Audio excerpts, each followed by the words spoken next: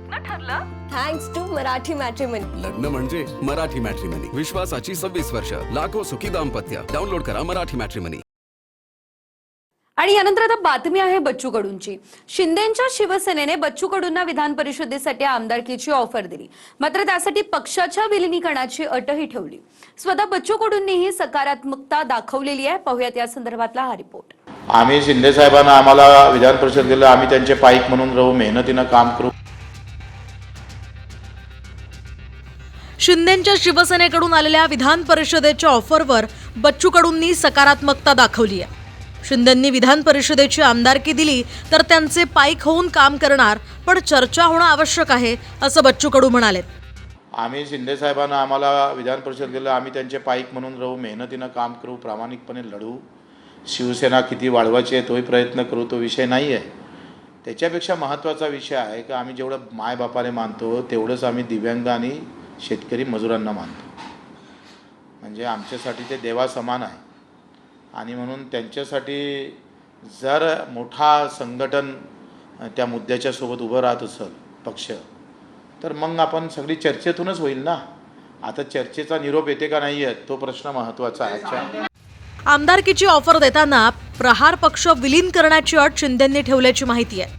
तसंच शिंदेच्या शिवसेनेच्या ऑफरवर मंत्री सामंतांशी फोनवरून बोलणं झाल्याचंही बच्चू कडू म्हणाले. अशी काही चर्चा अशी काही चर्चा झाली नाही. कसं आहे, विधान परिषद मला तर हेच माहीत नव्हतं. मी आता हिमालयातून पायी चालून आलो. म्हणजे मी आलो नाही हे त्याच्या दुसऱ्या तिसऱ्या दिवशी बातमी चालली एकंदरीत. आणि बातमी चालल्यानंतर मग थोडी एक चर्चा फोनवर आमची सामंत साहेबांसोबत झाली. त्याच्या व्यतिरिक्त काही झालं नाही. 4-5 दिवसापूर्वी नक्कीच त्यांची माझी चर्चा झाली होती, परंतु या सगळ्या गोष्टीचा निर्णय हे माननीय एकनाथ शिंदे साहेब घेत असतात. आणि ती जरी चर्चा त्यांनी पत्रकार परिषदेमध्ये सांगितली असली तर ती त्यांच्यातली आणि माझ्यातली फक्त दोघांच्यातली चर्चा होती. त्याच्यामुळं विधान परिषदेचं तिकीट उमेदवारी कोणाला द्यायची कोणाला नाही द्यायची हा निर्णय माननीय शिंदे साहेब घेत असतात. हेच सामंत कालपर्यंत बच्चू कडूंसोबत चर्चा झालेली नाही असं म्हणत होते. विधान परिषदेचा अर्ज भरण्यासाठी एकच दिवस बाकी आहे.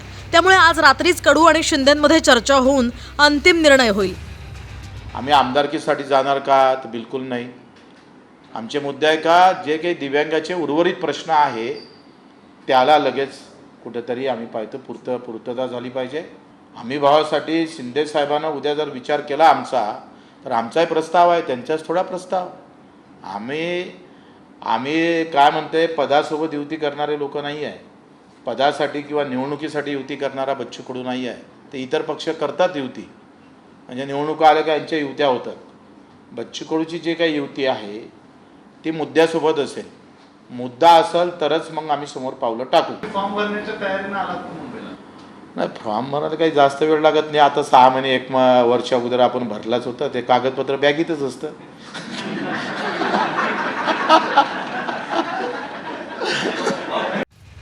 दोन 2024च्या विधानसभा निवडणुकीत बच्चू कडूंचा अचलपूरमधून धक्कादायक पराभव झाला.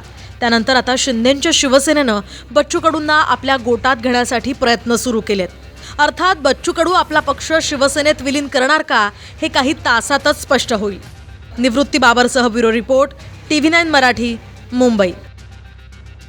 लग्न ठरलं थँक्स टू मराठी मॅट्रिमनी. लग्न म्हणजे मराठी मॅट्रिमनी. विश्वासाची 26 वर्ष. लाखो सुखी दाम्पत्य. डाउनलोड करा मराठी मॅट्रिमनी.